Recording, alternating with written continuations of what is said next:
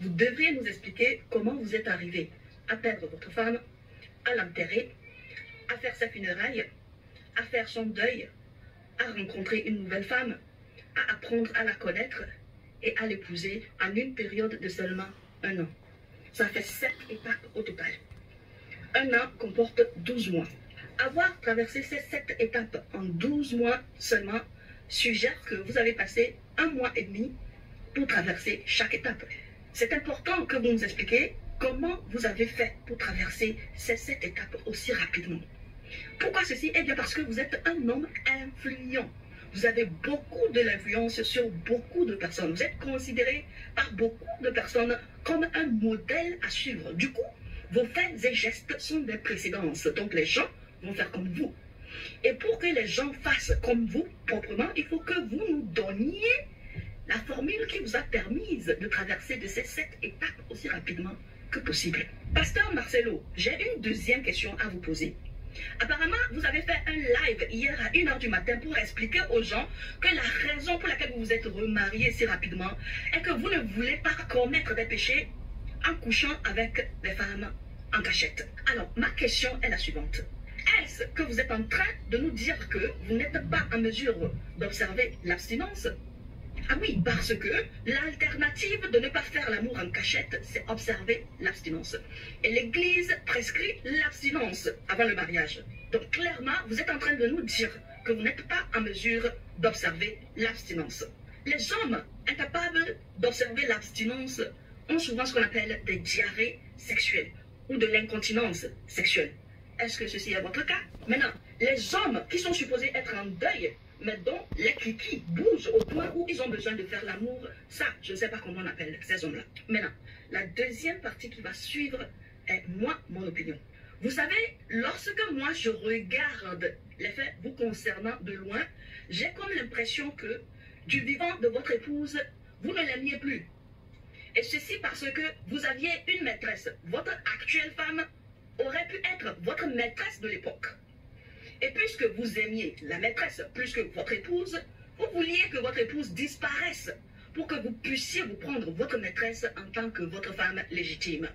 Sinon, comment expliquez-vous que vous êtes en mesure de rencontrer une femme au cours de votre deuil, d'apprendre à connaître cette femme au cours de votre deuil et de décider de l'épouser toujours au cours de votre deuil? Parce qu'un an, soyons sérieux, c'est très très court. Je dis ça, c'était moi mon opinion. Okay? Je ne dis pas que c'est vrai. D'accord? Parce que par apparence, on dirait que vous vous êtes débarrassé de votre femme pour prendre votre maîtresse comme votre épouse légitime. Donc, puisque vous êtes un homme influent, un homme qui est considéré comme un modèle, ce qui est clair, c'est que très bientôt, on va commencer par voir des gens qui perdent leur partenaire et se marient en un temps record d'1 an. Il y a de fortes probabilités que c'est vous, le pasteur, qui alliez célébrer des mariages de ce genre. Alors vous, messieurs, qui allez venir ici défendre le fait et gestes du pasteur Marcelo, écoutez cette partie très attentivement. Le pasteur Marcelo a beaucoup de fidèles. Et la majorité de ces fidèles sont des femmes, vos femmes. Ces femmes considèrent Marcelo comme un exemple. Les faits et gestes de Marcelo sont les faits et gestes que ses fidèles voudraient copier. Si vous considérez que le fait que l'épouse de Marcelo soit décédée dans des circonstances bizarres, aucune autopsie n'a été faite, la femme a été enterrée, les funérailles ont été faites, Marcelo a rencontré une nouvelle femme, il a épousé cette nouvelle femme dans cette circonstance bizarre et vous considérez tous ces faits comme raisonnables et pour cela vous le défendez, ne soyez pas surpris que vos épouses vont faire comme Marcelo. Ceci voudrait dire que très bientôt, vous allez commencer par mourir un à un dans des circonstances bizarres. Donc, lorsque vous venez ici défendre Marcelo, mettez-vous en tête que ce que vous défendez va vous arriver. Ça, c'est la loi naturelle. Quand tu défends quelque chose, c'est que tu considères cette chose comme une bonne chose. Et cette bonne chose va venir vers toi. Donc, je suis en train de dire, mon frère, que si tu ne veux pas que ta femme te gâte et se remarie dans une période d'1 an, ne défends pas la cause de Marcelo. Marcelo, tu as enlevé ton nom sur l'Instagram de Maman Blanche. Et tu lui as redonné son nom de jeune fille. Ça, on a vu. Non, il a délié son nom sur le nom de Maman Blanche. Maintenant, frère en Christ, Marcelo, il faut aller jusqu'au bout. Ne t'arrête pas seulement à enlever ton nom sur Instagram. Va jusqu'au bout. Ça dit que je commence par là où tu allais l'enterrer là. Apparemment, il y a ton nom dessus, sur sa tombe. Il faut aller enlever ça aussi. Comme ça, on saura que tu as tout délié. Ça, c'est un. Aussi, elle t'a laissé des enfants. On est bien d'accord que sur chacun de ces enfants-là, il y a une traçabilité de maman blanche.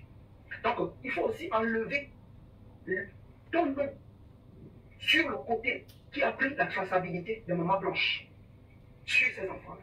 Il faut aussi enlever sa part. Et tu vas te restituer ça à ses parents. Et puis quand tu gardes ta part, divise chaque enfant en deux. Tu prends pour toi et tu déposes pour elle là, chez ses parents. Comme ça, on saura que tu as tout délié. Tu as tout délié. Et que tu ne peux plus rien savoir d'elle. Voilà. Toutes les vidéos que tu as eu à faire et que tu as citées, ton nom sur elle, il faut aussi enlever ça. Comme ça, on saura que tu es garçon. C'est de ça qu'il s'agit. Ne pensez pas qu'il y a que vous qui savez comprendre, qui savent lire. Ne pensez pas qu'il y a que vous qui savez expliquer la Bible ou qui savent écouter la Bible. Nous tous là, on est dedans. Oui, il faut tout délier. Délier les enfants qu'elle t'a laissés là. Enlève sa partie. Et toi, tu gardes ta partie sur les enfants qu'elle t'a laissés. Sur ta tombe là, il faut enlever aussi ton nom.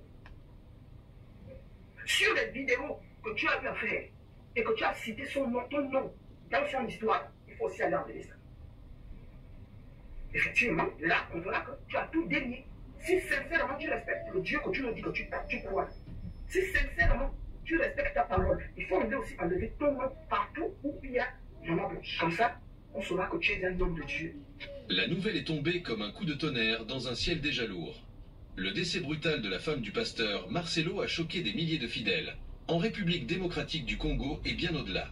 Maman Blanche, comme beaucoup l'appelaient avec affection et respect, n'était pas seulement l'épouse d'un homme de Dieu. Elle était une mère spirituelle pour beaucoup, une confidente, une figure stable dans une communauté souvent troublée par les scandales. Et voilà que cette femme, en apparence forte, pieuse, toujours présente aux côtés de son mari pendant les cultes, lors des croisades et des conférences, a été déclarée morte suite à une opération chirurgicale. Un simple passage à l'hôpital, et sa lumière s'est éteinte. Le choc a été immense. Mais ce qui a suivi a transformé ce deuil en véritable tempête. Car très vite, des murmures ont commencé à circuler. Des murmures qui ont pris de l'ampleur, qui ont franchi les murs des églises pour envahir les réseaux sociaux, les salons familiaux, les taxis, les marchés, jusqu'aux bouches des pasteurs eux-mêmes. On ne parlait plus seulement de la perte tragique d'une femme respectée, mais d'un possible assassinat. Certains proches, certains membres de la famille de Maman Blanche, ont commencé à accuser le pasteur Marcelo de ne pas être étranger à cette mort soudaine. Il se posait des questions simples, humaines, mais lourdes de sens. Pourquoi cette opération? Pourquoi si peu d'informations sur ce qui s'est réellement passé dans cette salle d'opération? Et surtout, pourquoi ce silence si pesant de la part de son mari? Ce silence, justement, est devenu l'un des éléments les plus troublants de cette affaire. Le pasteur, d'habitude si prompt à parler, à prêcher, à se défendre sur des sujets bien moins graves, est resté muet. Aucun message de deuil profond, aucun cri de douleur publique, aucun mot sincère qui aurait pu apaiser les cœurs brisés des fidèles. Rien. Ce mutisme a alimenté tous les soupçons, laissant libre cours à toutes les spéculations. Et comme si cela ne suffisait pas, une autre révélation a enflammé l'opinion. 3 mois seulement après l'enterrement de Maman Blanche, le pasteur Marcelo aurait entamé les démarches de fiançailles avec une autre femme. Ce timing a choqué. Car comment un homme, qui se dit brisé par la perte de son épouse, peut-il si rapidement ouvrir son cœur à une autre? Certains y ont vu un manque de respect. D'autres, une stratégie. Et puis, il y avait cette femme, cette nouvelle fiancée qui, selon plusieurs sources, était déjà dans la vie du pasteur bien avant la mort de Maman Blanche. Plusieurs voix se sont levées, disant que le pasteur entretenait une liaison extra-conjugale pendant que sa femme, malade, luttait pour sa vie. Certains proches de la défunte affirment même que Maman Blanche était au courant de cette liaison. Elle en souffrait, mais gardait le silence pour préserver l'image de leur ministère.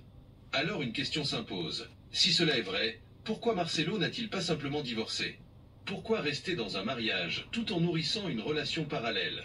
C'est là que la théorie du complot est née. Pour certains, la mort de Maman Blanche n'était pas une coïncidence. C'était une porte de sortie. Une stratégie froide et calculée pour faire place nette. Pour laisser la voie libre à cette nouvelle femme. Pour que celle-ci puisse entrer officiellement dans la vie du pasteur, sans scandale apparent. Mais ce qui devait être discret est devenu un feu de brousse incontrôlable. Et au lieu de calmer les rumeurs, le remariage rapide du pasteur les a multipliées par 1000. Ce mariage, célébré à peine quelques mois après le décès de Maman Blanche, a été vu par beaucoup comme une insulte à sa mémoire. Certains membres de son ancienne église ont quitté la congrégation. D'autres ont demandé des explications publiques. Mais encore une fois, le pasteur est resté silencieux. Maman Blanche. Imaginez-vous un instant que son époux lui disait « Oh ma chérie Blanche, quand tu vas mourir, 2 mois après, j'aurai déjà fiancé quelqu'un même que tu connais déjà qui est autour de nous. Et 1 an après ta mort, j'aurai épousé cette personne. » La mort de Maman Blanche nous a donné une leçon de vie. La mort de Maman Blanche a donné à toutes les femmes une leçon de vie. Que tu sois riche, que tu sois pauvre, que tu sois mince, que tu sois grosse, que tu sois grande ou petite, la mort de Maman Blanche te donne une leçon de vie. Ne vous effacez jamais pour qu'un homme puisse exister. 2. Si vous devez élever un homme dans sa vision, rassurez-vous que vous avez une vision à vous, qu'un homme va pouvoir vous élever. 3. Votre épanouissement vient d'abord, avant tout autre épanouissement. Ne vous oubliez pas. Votre développement personnel, votre santé mentale et émotionnelle vient d'abord avant tout autre. La Bible dit « Hommes, aimez vos femmes ». La Bible n'a pas dit. La parole de Dieu ne dit pas « Femmes, aimez vos maris ». Non, c'est l'homme qui doit aimer sa femme. Donc vous devez vous rassurer dans toute relation que votre épanouissement, qu'il soit riche, pauvre, grand, mince, noir, rappelle-toi que tu es remplaçable.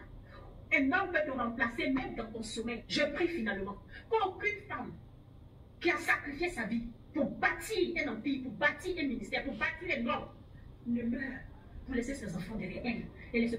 Pasteur Marcelo, vous devriez nous expliquer comment vous êtes arrivé à perdre votre femme, à l'enterrer, à faire sa funéraille, à faire son deuil, à rencontrer une nouvelle femme, à apprendre à la connaître et à l'épouser en une période de seulement 1 an.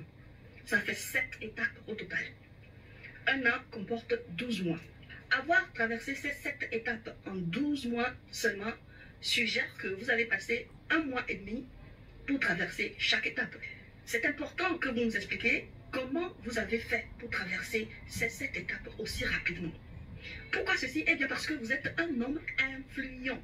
Vous avez beaucoup de l'influence sur beaucoup de personnes. Vous êtes considéré par beaucoup de personnes comme un modèle à suivre. Du coup, vos faits et gestes sont des précédences. Donc les gens vont faire comme vous. Et pour que les gens fassent comme vous, proprement, il faut que vous nous donniez la formule qui vous a permis de traverser de ces 7 étapes aussi rapidement que possible. Pasteur Marcelo, j'ai une deuxième question à vous poser. Apparemment, vous avez fait un live hier à 1 h du matin pour expliquer aux gens que la raison pour laquelle vous vous êtes remarié si rapidement est que vous ne voulez pas commettre des péchés en couchant avec des femmes en cachette. Alors, ma question est la suivante. Est-ce que vous êtes en train de nous dire que vous n'êtes pas en mesure d'observer l'abstinence? Ah oui, parce que l'alternative de ne pas faire l'amour en cachette, c'est observer l'abstinence. Et l'Église prescrit l'abstinence avant le mariage. Donc clairement, vous êtes en train de nous dire que vous n'êtes pas en mesure d'observer l'abstinence. Les hommes incapables d'observer l'abstinence ont souvent ce qu'on appelle des diarrhées sexuelles ou de l'incontinence sexuelle. Est-ce que ceci est votre cas? Maintenant, les hommes qui sont supposés être en deuil, mais dont les cliquis bougent au point où ils ont besoin de faire l'amour, ça, je ne sais pas comment on appelle ces hommes-là. Maintenant, la deuxième partie qui va suivre est moi, mon opinion. Vous savez, lorsque moi je regarde les faits vous concernant de loin, j'ai comme l'impression que du vivant de votre épouse, vous ne l'aimiez plus. Et ceci parce que vous aviez une maîtresse. Votre actuelle femme aurait pu être votre maîtresse de l'époque. Et puisque vous aimiez la maîtresse plus que votre épouse, vous vouliez que votre épouse disparaisse pour que vous puissiez vous prendre votre maîtresse en tant que votre femme légitime.